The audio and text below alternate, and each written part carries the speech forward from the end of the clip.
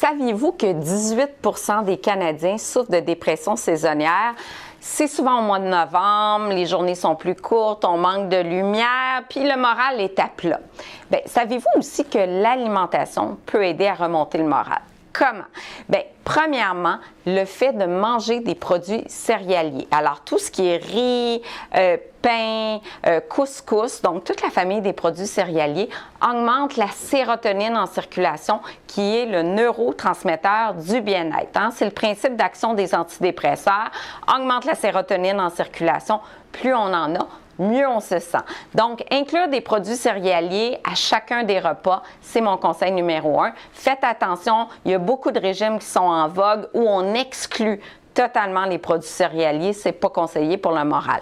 Deuxième conseil, de manger davantage de poissons. Les études populationnelles ont démontré que les grands consommateurs de poissons souffrent beaucoup moins de dépression que les gens qui ne consomment pas du tout de poisson.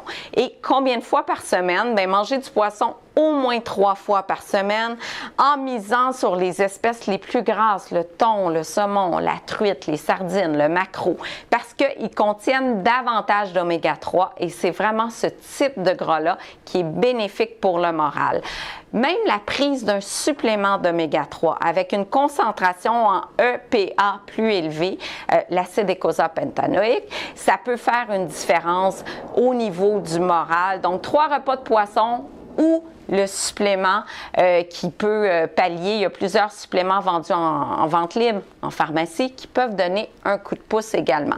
Troisième conseil, assurez-vous d'avoir suffisamment de vitamine D. On a des études qui montrent que les personnes déprimées ont moins de vitamine D au niveau sérique. Est-ce que ça veut dire parce qu'on est déprimé, on sent moins à l'extérieur, donc on synthétise moins de vitamine D avec les rayons du soleil? Ça peut être ça aussi. Chose certaine, on a longtemps parlé de la vitamine D et de la santé, donc on sait qu'on devrait prendre un supplément. Je conseille 1000 unités internationales en supplément de vitamine D. Même à l'année, ça peut faire une différence pour la santé des os, pour la prévention du cancer du côlon, mais aussi pour le moral. Dernier conseil, sortez, bougez à l'extérieur.